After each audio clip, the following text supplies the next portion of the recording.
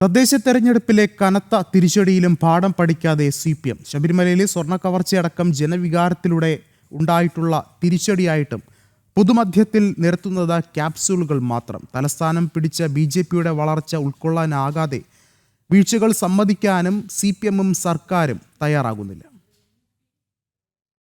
തദ്ദേശ തെരഞ്ഞെടുപ്പിലുണ്ടായ കനത്ത തിരിച്ചടിയിൽ LDFനുള്ളിൽ നിന്ന് തന്നെ വിമർശനം ശക്തമാണ്.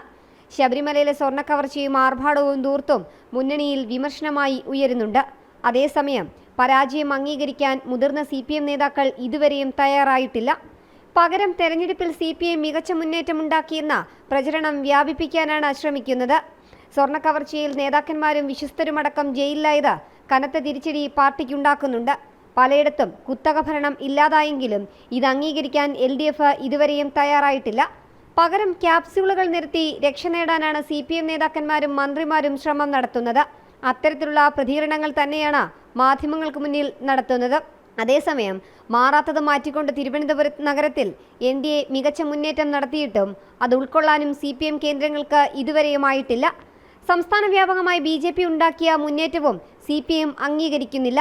ഇതിന് പിന്നാലെയാണ് ചില തെരഞ്ഞെടുപ്പ് പാരഡി ഗാനങ്ങൾക്ക് പിന്നാലെ പരാതിയുമായുള്ള CPMന്റെ ഓട്ടവും. ജനം, തിരുവനന്തപുരം.